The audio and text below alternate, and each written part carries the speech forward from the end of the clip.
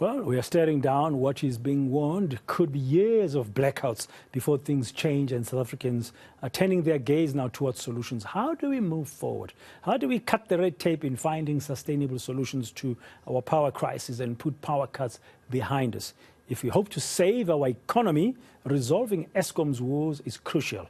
Well, let's get some insight now how these issues are being dealt with. Energy analyst Chris Yelland joining us this hour on Today on eNCA. Good afternoon, Chris. Thank you very much for your time. Welcome to Today on eNCA. If I may just begin here with the breaking news that there's now a deal between trade unions at Eskom and Eskom, that 7% wage offer that was on the table last week.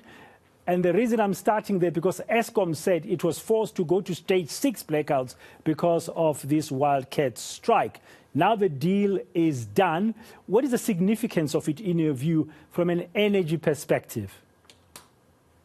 Well, of course, I think it's very welcome news, Dan, that a settlement has finally been reached. You know, these disputes always get resolved in the end.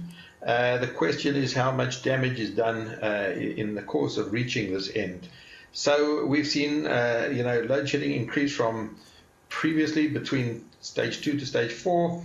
Eskom indicated that the industrial action would put a further 4,000 megawatts at risk. That's 4 stages of load shedding, and that the load shedding therefore could increase to stage 6 to 8.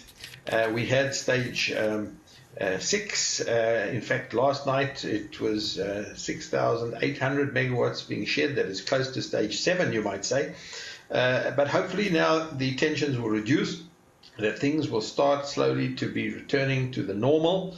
And unfortunately, the normal is stage 2 to stage 4 load shedding intermittently, not continuously. And so I think things are going to slowly get back to that old normal. It's going to take a bit of time as people return to work, as they start to recover units that have tripped out and damage that has been done in the plant in the meantime. So that work will begin shortly, hopefully. We understand the ink is not yet dry on that agreement, but we're waiting to hear from Eskom. Would you agree as well, just to get into the energy problem of the country, that we don't have an Eskom problem, we have an energy crisis? Well, we have both, actually. Eskom is a problem. It has a lot of problems operationally, financially, environmentally, and structurally. And that problem is not going to go away quickly. But there is a broader energy crisis because we don't have enough new generation capacity coming on stream. And that is not an Eskom problem. That is a problem that has to be dealt with by the Minister of Mineral Resources and Energy. He himself is responsible, or him and his department are responsible for security of supply in South Africa, for new generation capacity, for making sure that the energy availability factor is rising. The minister is responsible for the integrated resource plan for electricity, for Section 34 determinations, for new generation capacity, and for any deviation from the IRP requires the minister's specific permission. Now, those are completely outside of Eskom's domain and hands, and are in the responsibility of the minister and the DMRE. So, yes, it's an Eskom problem, but it's a wider problem, and not only that, it's a municipal problem as well, a local government problem, because a lot of the problems that we have are not related to load shedding, but are related to very poor performance of distribution networks and the state of distribution networks from a point of view of their age, their reliability, how well they've been kept. And we all know that many, in fact, the majority of the outages that we experience are not caused by Eskom, but by problems on the distribution network, including cable theft, copper theft, electricity theft. All of these things contribute to the many outages that we experience. Eskom is a subset of the big energy crisis, therefore, but it is a big problem itself.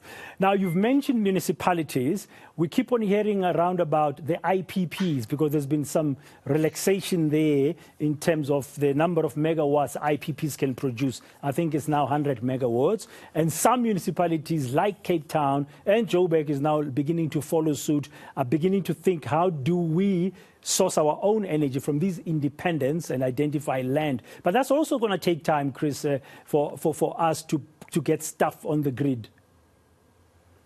It is going to take time, but there's significant pressure building up, and the rules and regulations have been relaxed. And now municipalities that are in a financially fit state to do so are allowed to contract with independent power producers to supplement their electricity needs. And they are starting to think along those lines very seriously. We're really talking here about probably in the main the major metros. So city of Cape Town is probably leading the pack. Followed by Ekurhuleni, eThekwini, Tshwane, and a few others, and even a few smaller municipalities. But their processes are somewhat bureaucratic and slow, and so this is probably not going to result in new generation capacity in the short term, like 2 years. Chris, who should reduce the red tape? Is it the Minister of Energy? Well, the president has appointed Mr. Sipho Nkosi, who's currently the chairman of SASL, to the presidency to be the man who cuts red tape. And I guess he's working hand in hand with other presidency activities such as Operation Vulindlela. But he has been appointed and is responsible for this task. Now, of course, he can't do this alone.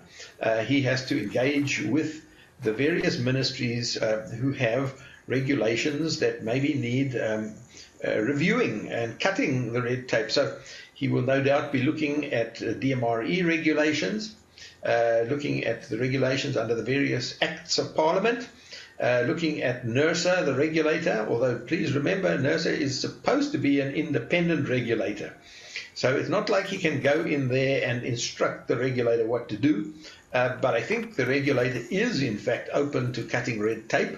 And we've seen some evidence of that of late. Of course, other departments like the Department of Forestry, Fisheries and Environment, the ports authorities, and local government in terms of land use and water use licenses, etc. So there is a lot of opportunities for cutting red tape. Yeah, but it's not happening quick enough. Thank you very much for your time, Chris Yelland, energy expert. Just giving us some of his reaction first to the wage deal that's now been reached with the Eskom and the unions, and also some insights about really how to move forward, including the issue of independent power producers as well as red tape.